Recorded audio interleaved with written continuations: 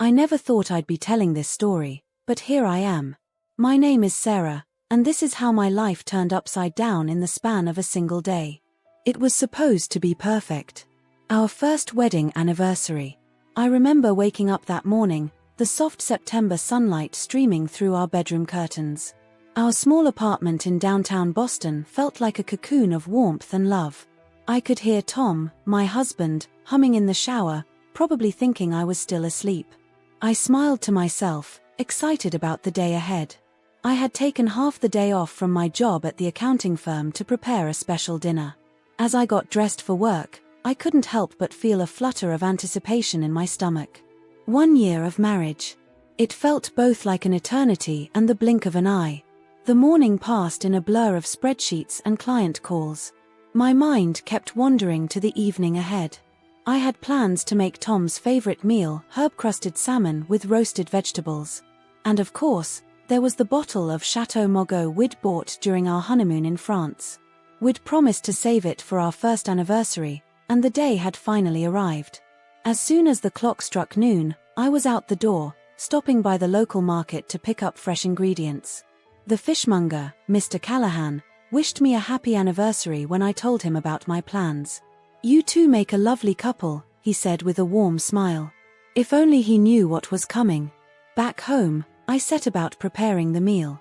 The aroma of herbs and garlic filled our little kitchen as I worked, humming along to our favorite songs. I even put on the dress I'd worn on our first date, a blue sundress that Tom always said brought out my eyes. As the sun began to set, painting the Boston skyline in hues of orange and pink, I heard the key turn in the lock. My heart skipped a beat. Tom was home.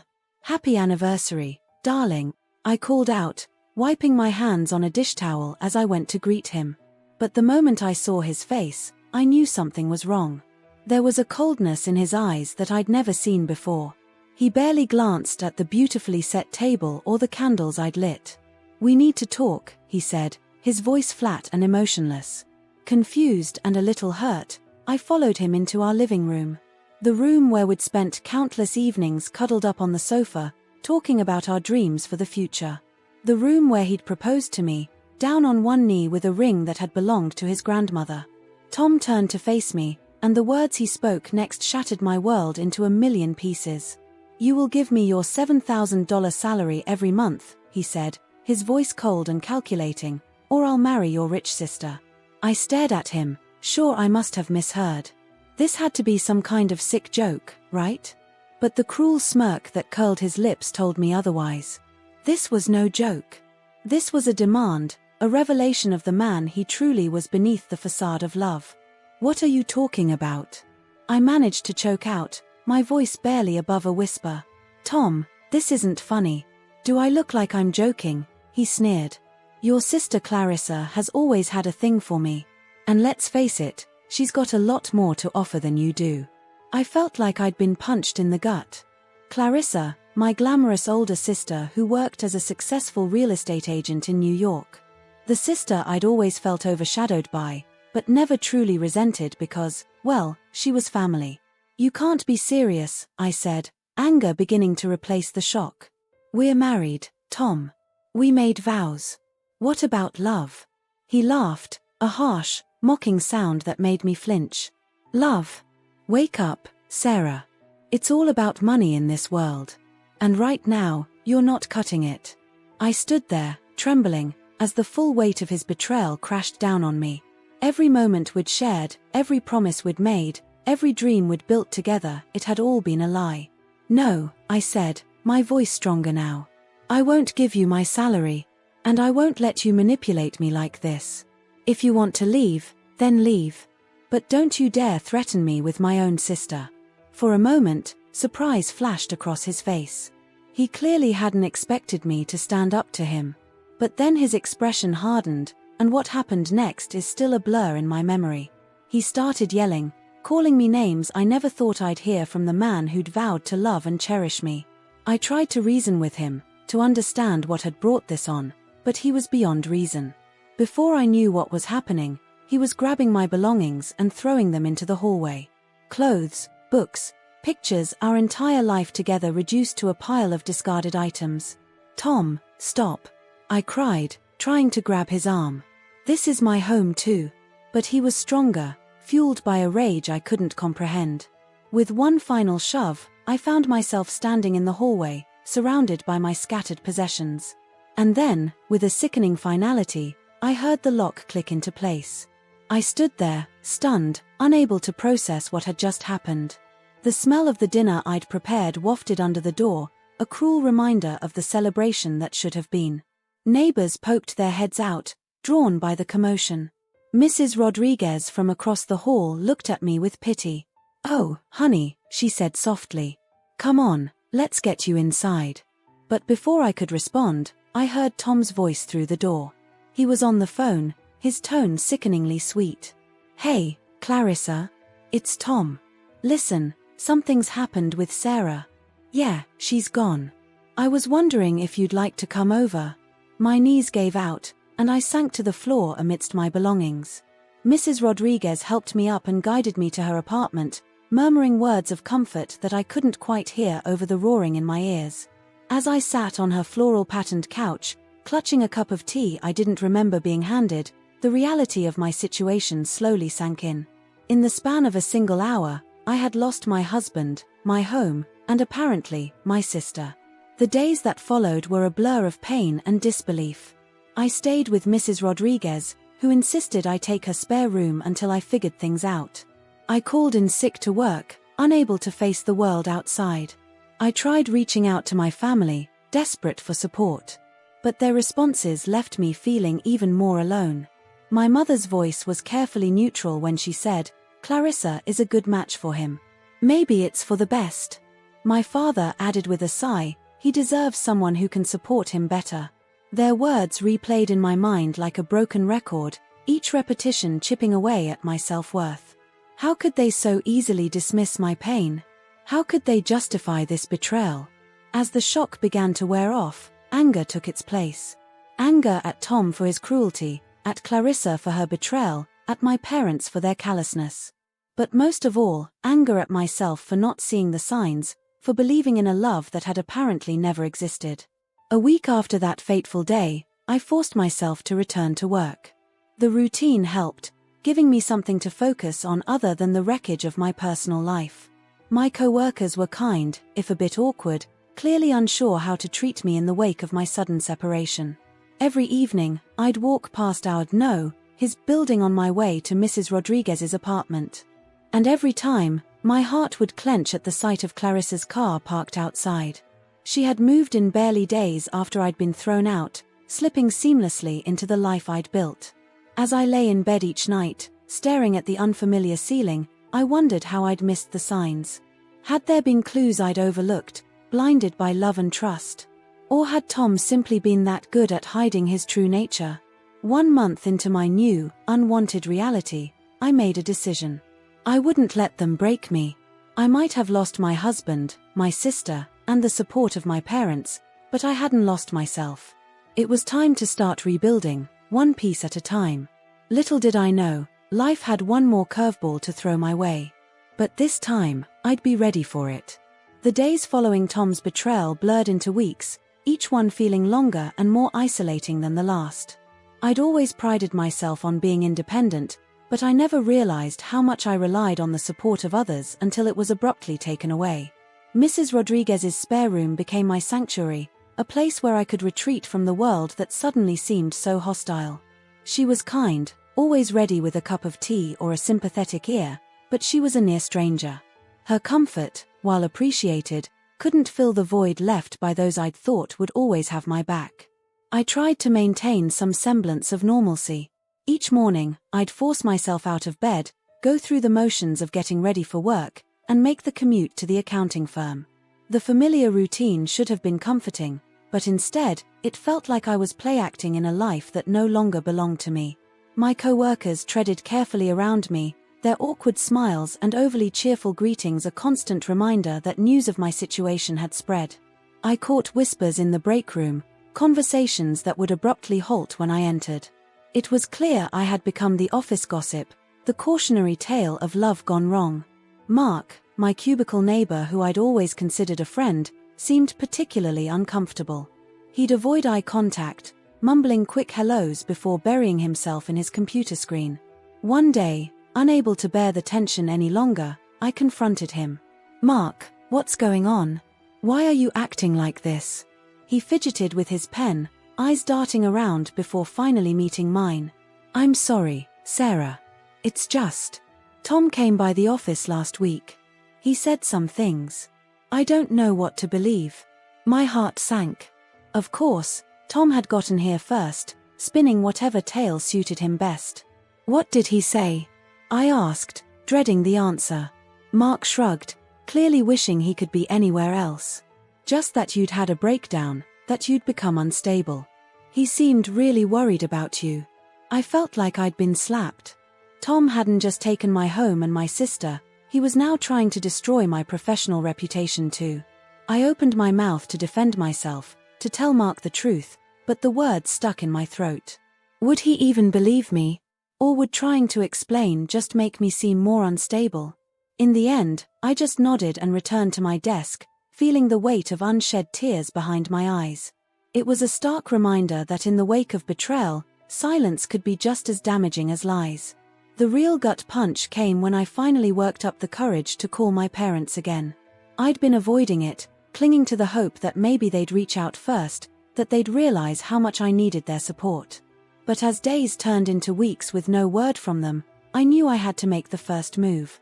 The phone rang 3 times before my mother's voice came through, sounding distracted. "Hello, Mom," I said, hating how small and vulnerable I sounded. "It's Sarah." There was a pause, and I could almost picture her expression, that mix of concern and disappointment she'd perfected over the years. "Oh, Sarah. How are you holding up?" I took a deep breath, trying to steady my voice. "Not great, Mom. I really need you right now. You and Dad. I don't understand why you're not dash." She cut me off, her tone shifting to something cooler, more distant. "Sarah, we've been over this. What's done is done. Clarissa and Tom, well, they seem happy together. Maybe it's time you started moving on." I felt like I'd been punched in the gut. "Moving on? Mom, it's been less than a month. He threw me out of my own home.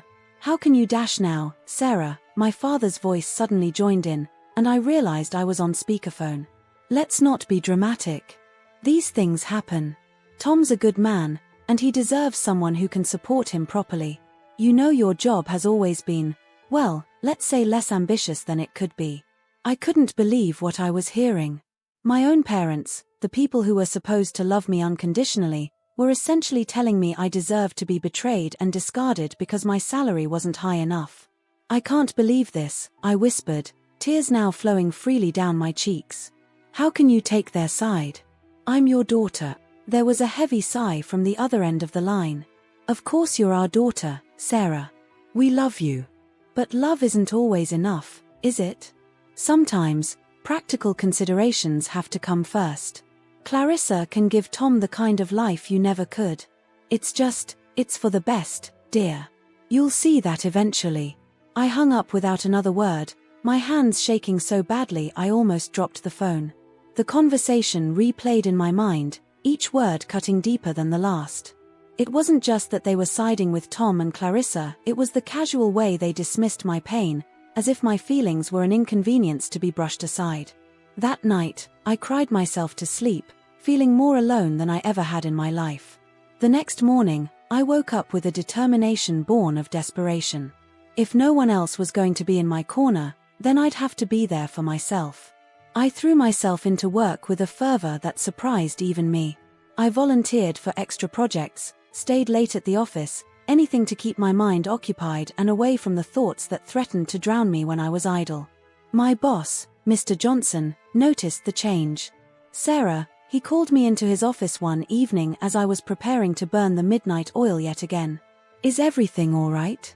You've been putting in a lot of extra hours lately." For a moment, I considered brushing it off with a casual excuse.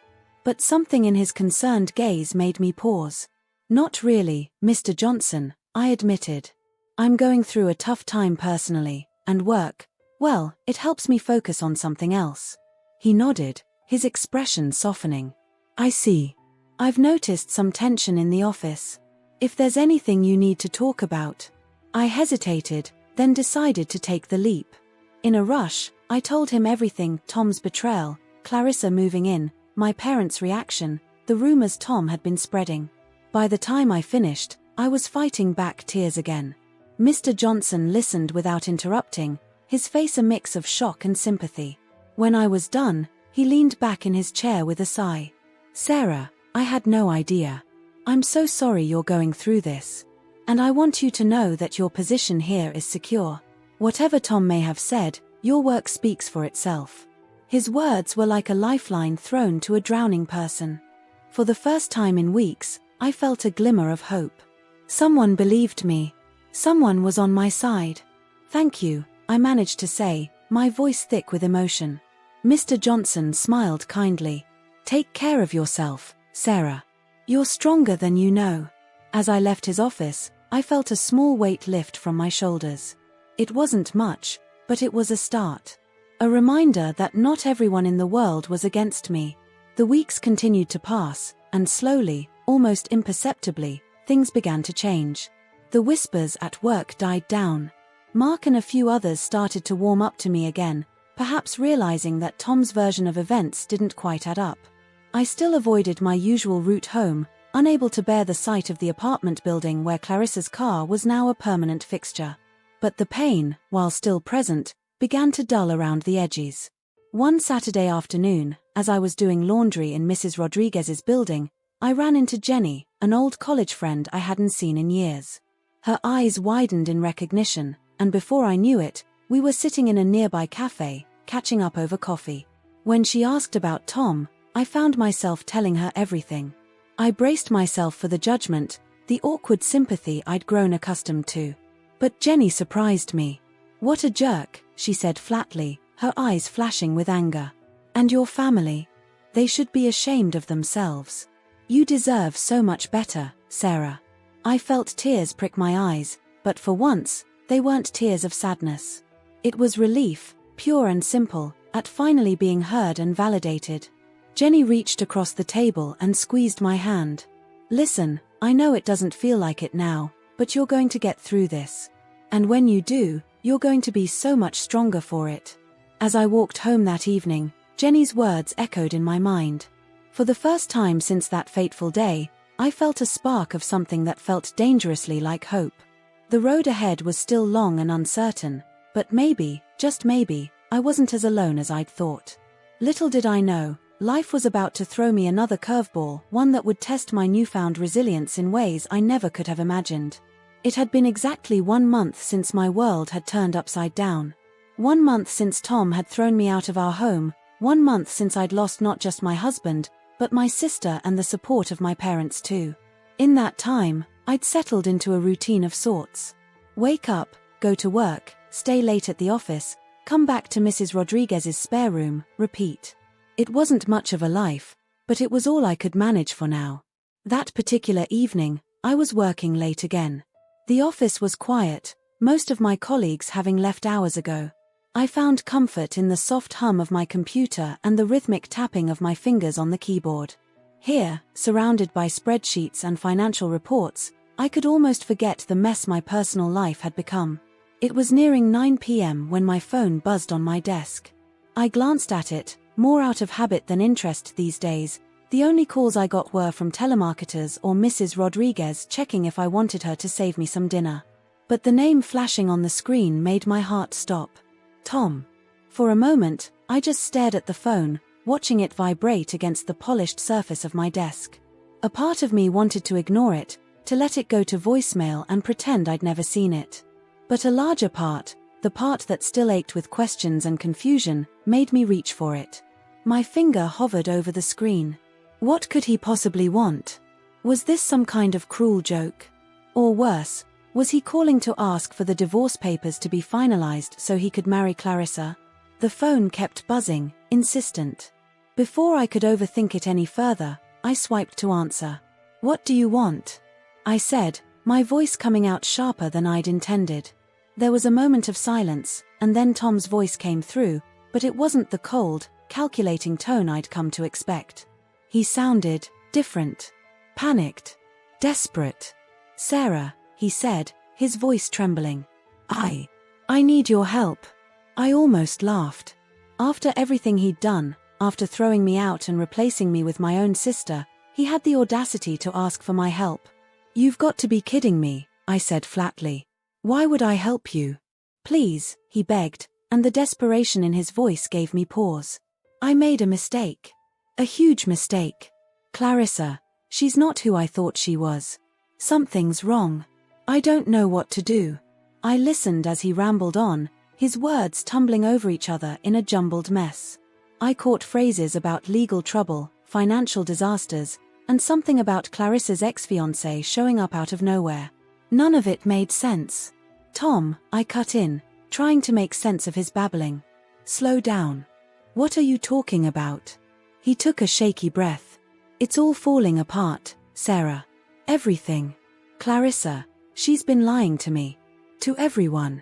And now her ex is here, and there are lawyers involved, and I think I might be in real trouble. A part of me, a part one wasn't proud of, felt a surge of satisfaction. So, his perfect new life with my glamorous sister wasn't so perfect after all. But as quickly as it came, the feeling faded, replaced by a confusing mix of concern and anger. That sounds like a you problem, I said, surprised by how steady my voice sounded.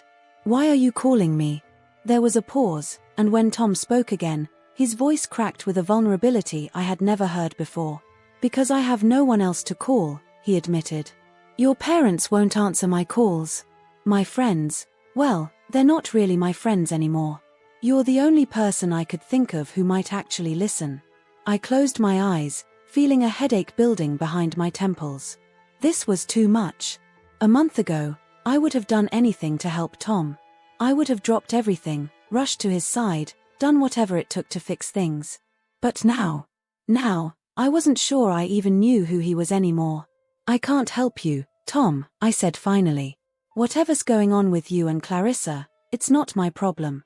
You made your choice. I was about to hang up when I heard a commotion in the background. A woman's voice, Clarissa's voice, shouting something I couldn't make out. Then a man's voice I didn't recognize, angry and threatening. Tom, I said, my concern growing despite myself. What's going on there? I can't explain over the phone, he said, his voice low and urgent. Can you come over? Please, Sarah. I know I have no right to ask, but I don't know what else to do. I should have said no. I should have hung up the phone and gone back to my spreadsheets, left Tom to deal with whatever mess he'd gotten himself into. But something in his voice, the raw fear and desperation, got to me. Fine, I heard myself say. I'll come over. But this doesn't change anything between us, understand? Thank you, Tom breathed, relief evident in his voice. Thank you, Sarah. As I gathered my things and headed out of the office, my mind was a whirlwind of conflicting emotions. What was I doing? Why was I rushing to help the man who had hurt me so deeply? Was I setting myself up for even more pain? The subway ride to our old neighborhood felt both interminable and far too short. With each stop, I second-guessed my decision. I could still turn back, still choose to protect myself instead of running to Tom's rescue. But something kept me on that train, something I couldn't quite name. As I walked the familiar streets towards his apartment building, memories flooded back. The coffee shop where we'd had our first date. The park where he'd proposed. The future we'd planned together, now nothing more than ashes. I paused outside the building, looking up at the window I knew belonged to what used to be our home. The light was on, and I could see shadows moving inside. Whatever was happening up there, it didn't look good. Taking a deep breath, I pushed open the door and made my way up the stairs. With each step, my heart pounded harder. What would I find when I got there? Was I walking into a trap? Or was Tom truly in trouble?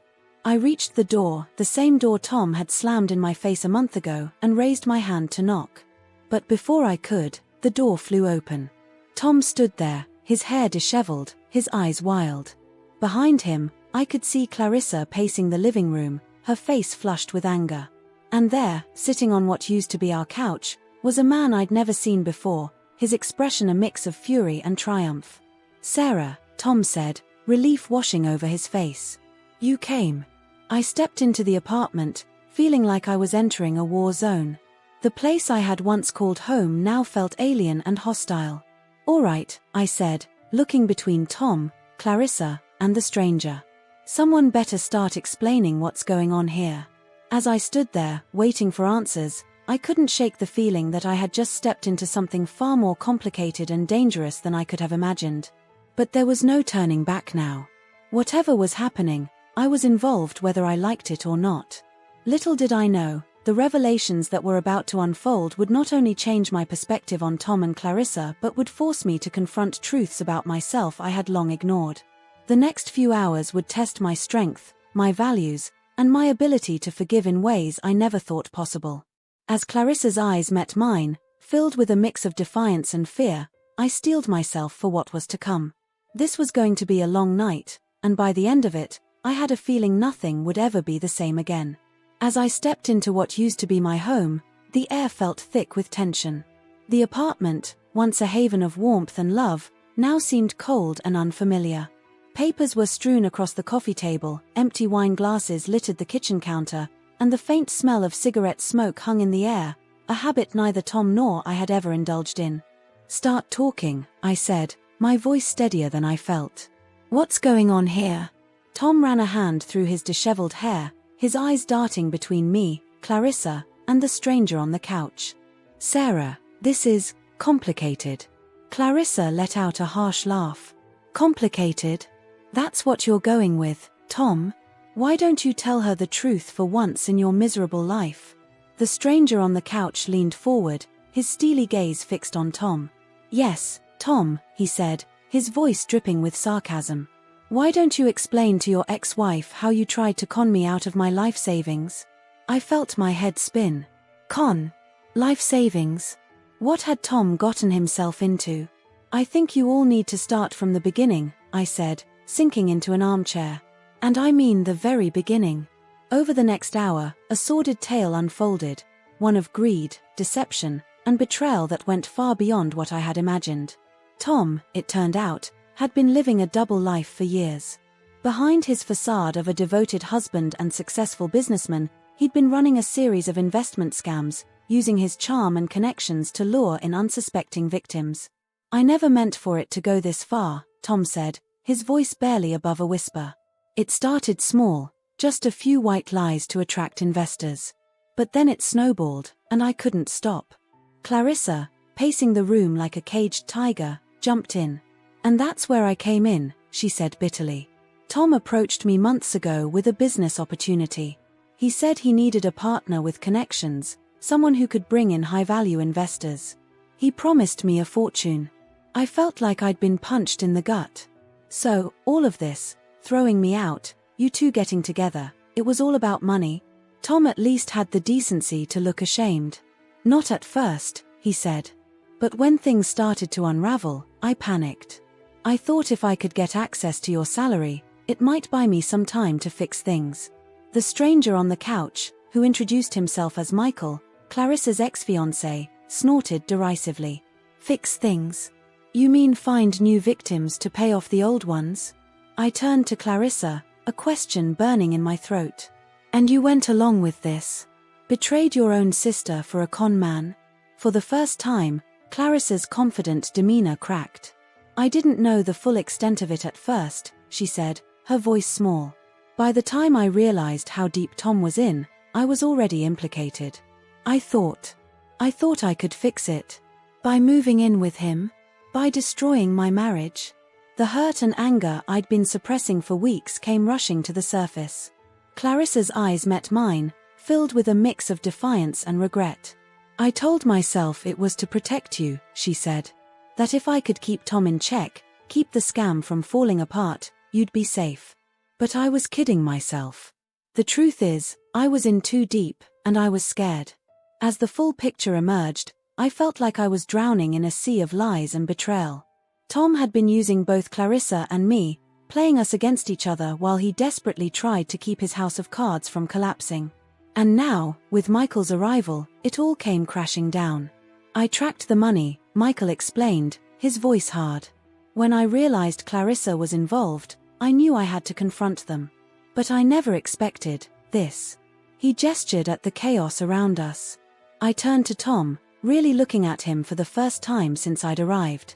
The man I saw bore little resemblance to the person I thought I'd married. His eyes were sunken, his clothes rumpled, and there was a desperation in his demeanor that I'd never seen before. "Why did you call me here, Tom?" I asked, suddenly tired.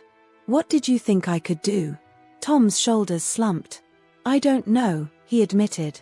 "When Michael showed up, when I realized it was all over, you were the only person I could think of who might still care enough to help." "Help how?" I asked incredulously. "Did you think I'd bail you out? Cover for your crimes?"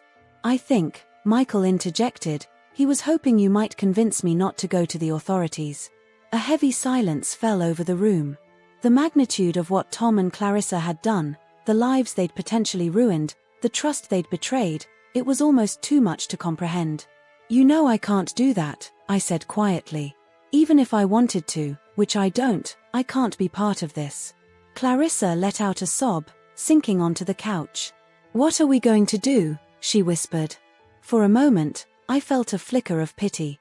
Despite everything, Clarissa was still my sister.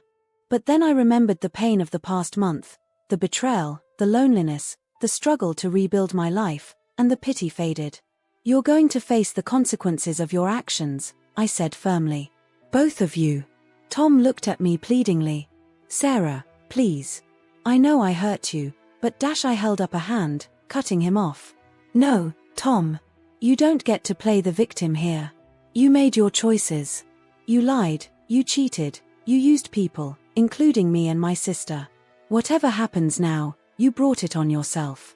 As I spoke, I felt something shift inside me. The pain and anger that had been my constant companions for the past month didn't disappear, but they changed. In their place, I felt a strength I didn't know I possessed. Michael stood up, pulling out his phone. "I'm calling my lawyer," he said. "And then the police. This ends now." Clarissa burst into tears, and Tom slumped against the wall, defeat written across his face. But I stood tall, a calm settling over me. "I'll stay until the police arrive," I said. "Someone needs to make sure this doesn't get any messier than it already is." As Michael stepped out to make his call, I found myself alone with Tom and Clarissa. The three of us, bound by blood and broken vows, stood in the wreckage of our shared lives. "I'm sorry," Clarissa whispered, her eyes red-rimmed and pleading. "Sarah, I'm so sorry." I looked at my sister, the person I'd once trusted more than anyone in the world besides Tom. "I know," I said softly. "But sorry doesn't fix this, Clarissa. It doesn't undo the hurt, the betrayal." Tom opened his mouth as if to speak, but I shook my head. "Don't," I said. "There's nothing you can say right now that I want to hear." As we waited for the authorities to arrive, I gazed around the apartment. Photos of happier times still hung on the walls, a cruel reminder of the life I thought I had. But as I looked at them now, I realized something. The woman in those photos, smiling and carefree, wasn't gone. She had been buried under pain and betrayal, but she was still there. And she was stronger than she knew. The sound of sirens in the distance broke the silence. Tom and Clarissa exchanged panicked looks, the reality of their situation finally sinking in. As the police knocked on the door, I took a deep breath. This was the end of one chapter of my life, but it was also the beginning of another. Whatever came next, I knew I could face it. Because the woman who walked into this apartment wasn't the same one who would walk out. She was stronger, wiser, and ready to reclaim her life. Little did I know, the journey ahead would test this newfound strength in ways I couldn't imagine. But for now, as I opened the door to the officers, I felt a glimmer of something I hadn't felt in a long time: hope. The weeks following that fateful night in the apartment were a whirlwind of police statements, legal consultations, and emotional upheaval. I found myself thrust into a world I never thought I'd be part of, one of fraud investigations, asset freezes, and potential criminal charges.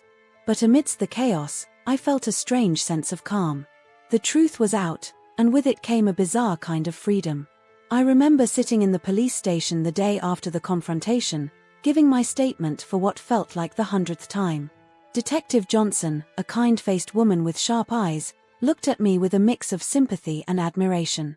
"You know," she said, leaning back in her chair, "most people in your situation would be falling apart right now. But you seem stronger." I pondered her words as I sipped the lukewarm coffee she'd offered me. Was I stronger? Or was I just numb to the pain at this point? "I think," I said slowly, "I'm just tired of being the victim. I want to take control of my life again." Detective Johnson nodded approvingly. "That's a good attitude to have. Because I'll be honest with you, Sarah, the road ahead isn't going to be easy." She wasn't wrong. Over the next few months, my life became a complex web of legal proceedings, financial negotiations, and emotional healing. Tom and Clarissa were facing serious charges, and as their closest connection, I was pulled into the investigation time and time again. But something had changed within me. The woman who had been thrown out of her home, betrayed by her husband and sister, no longer existed. In her place was someone new, someone who refused to be defined by the actions of others. One particularly challenging day, as I sat in my lawyer's office going over the details of my divorce proceedings, I felt a sudden urge to laugh. My lawyer, Mr. Patel, looked at me with concern. "Is everything all right, Sarah?" he asked, his brow furrowed. I shook my head, trying to compose myself. "I'm sorry, it's just, a year ago, my biggest worry was whether Tom would like the anniversary dinner I was planning. And now I'm discussing asset division and potential restitution for fraud victims. It's just surreal." Mr. Patel's expression softened. "Life has a way of throwing us curveballs, doesn't it? But from what I've seen, you're handling this one remarkably well." His words struck a chord with me. I was handling it well, wasn't I? Despite everything that had happened, I was still standing. Still fighting. And for the first time in months, I felt a surge of pride.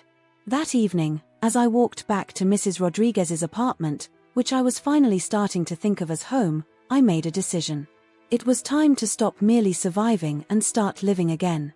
The next day, I marched into my boss's office with a determination I hadn't felt in years. "Mr. Johnson," I said, standing tall despite the nervous flutter in my stomach, "I'd like to discuss my future at the company." He looked up from his computer, surprise evident on his face. "Of course, Sarah. What's on your mind?" I took a deep breath. "I've been thinking about the Hamilton account, the one no one wants to take on because of its complexity. I'd like to lead the team on that project." Mr. Johnson's eyebrows shot up. "That's a big ask, Sarah. Are you sure you're ready for that kind of responsibility, given everything that's going on in your personal life?" A month ago, his doubt might have made me back down. But not today.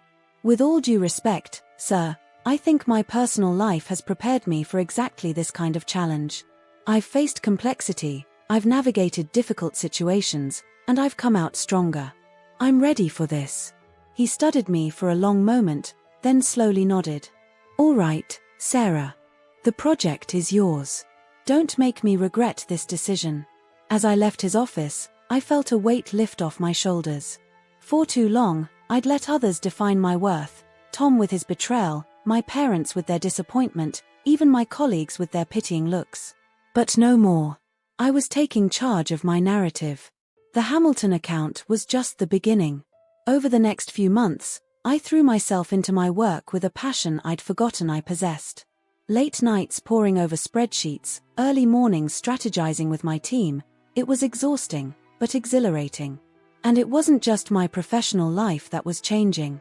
Slowly but surely, I started rebuilding my personal life too. I joined a support group for people who had been affected by financial fraud, and for the first time, I found people who truly understood what I was going through.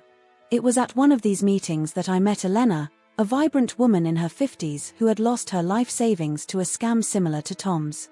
Despite her hardships, she radiated a warmth and resilience that I found inspiring. "You know," she told me one day over coffee after a particularly emotional session, "for a long time, I thought that man had taken everything from me. My money, my trust, my joy.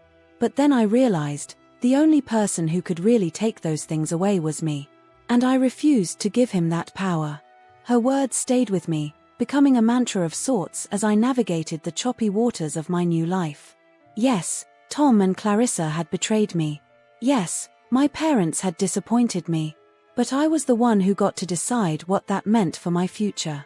As the legal proceedings against Tom and Clarissa dragged on, I made a conscious effort to distance myself from the drama.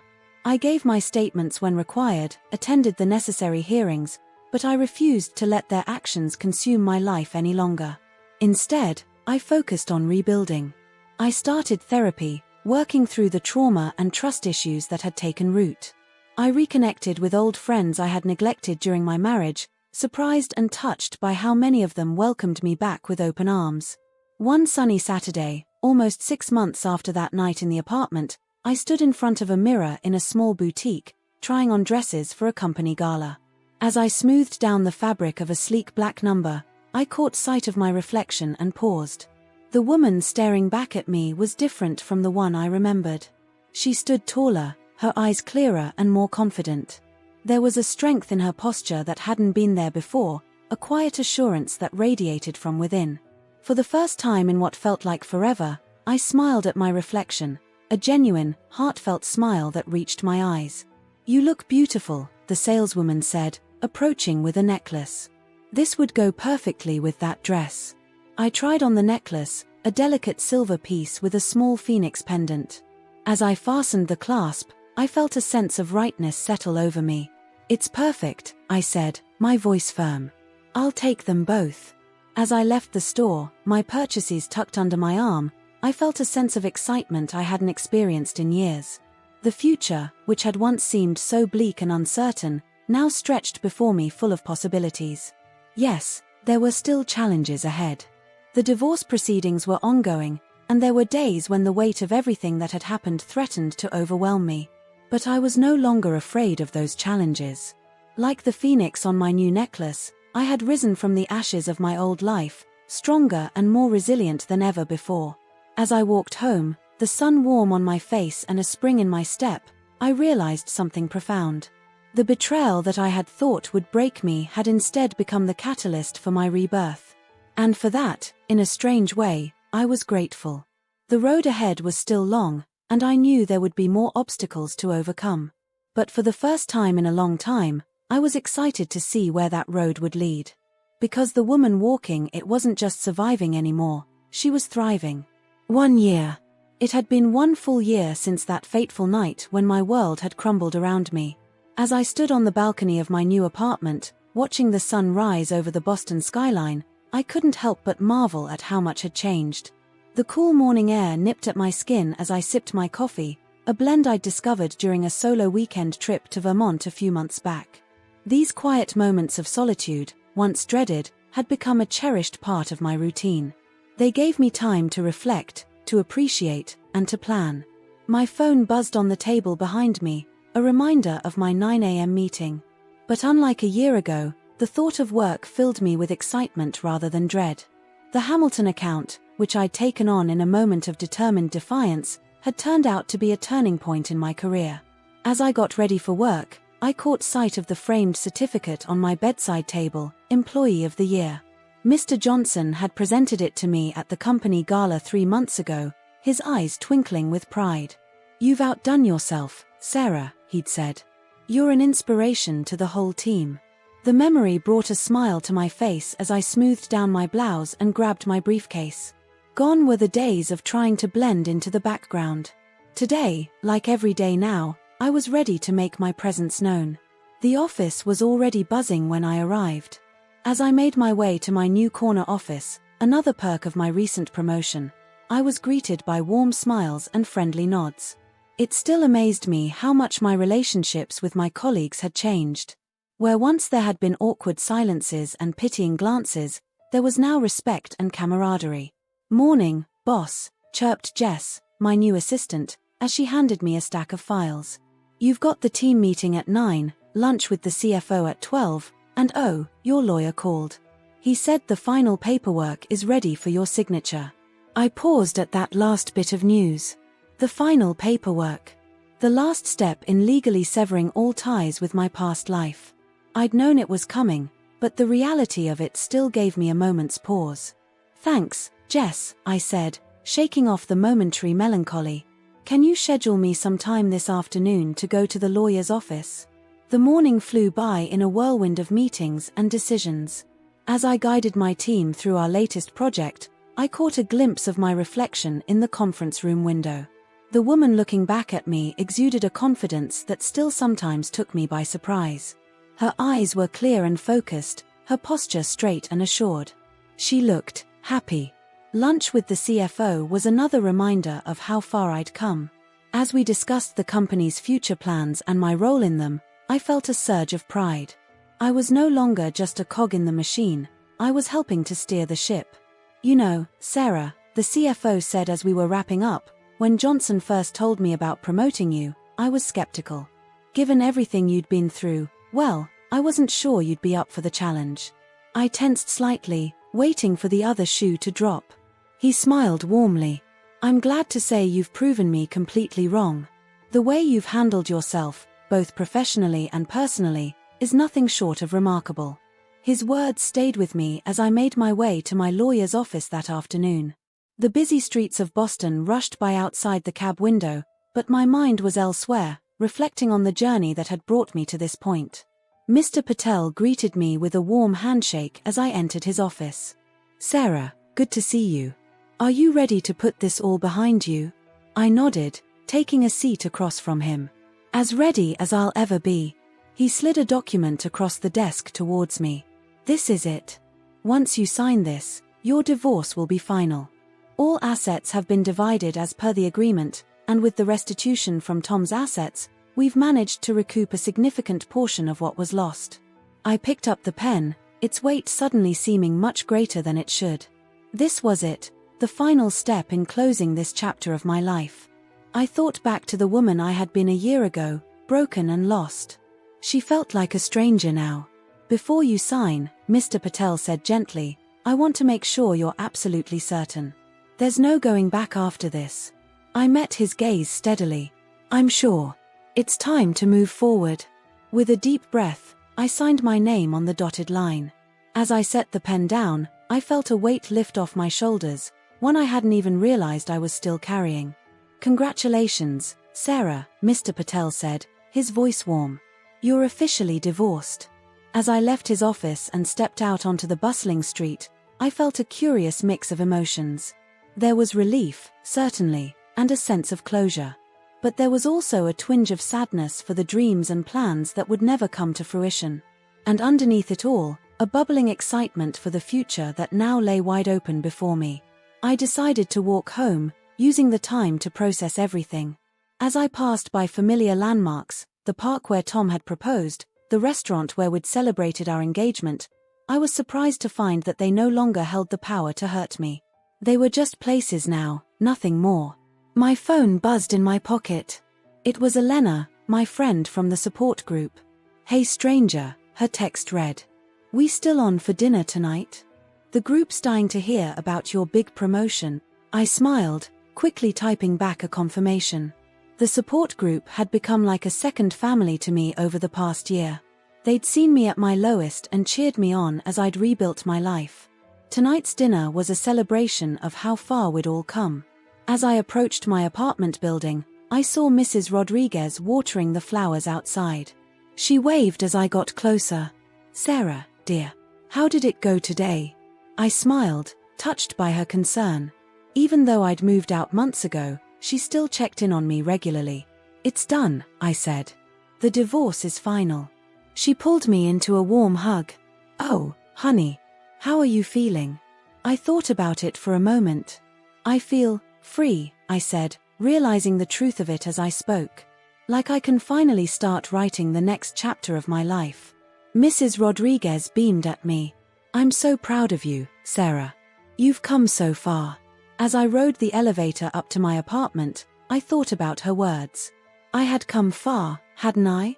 A year ago, I couldn't have imagined standing where I was now, successful in my career, surrounded by true friends, and genuinely happy. I opened the door to my apartment, breathing in the scent of the lavender candles I'd lit that morning.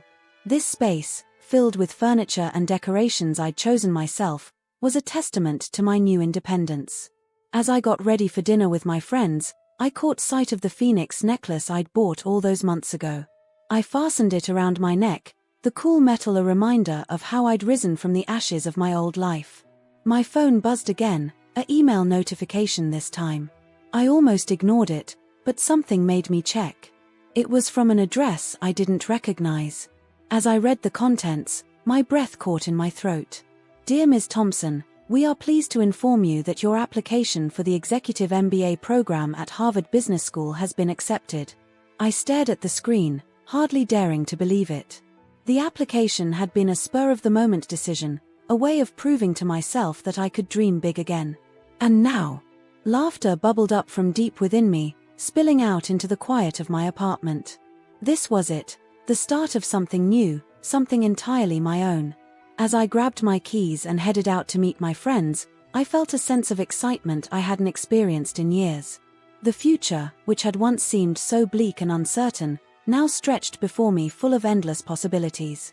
The woman who stepped out of that apartment was a far cry from the one who had been thrown out of her home a year ago. She was stronger, wiser, and unafraid to chase her dreams. She was ready to embrace whatever challenges and joys life had in store. As I walked down the street, the setting sun painting the sky in brilliant hues of orange and pink, I smiled to myself. This wasn't just a new chapter, it was a whole new book. And I couldn't wait to see how the story would unfold.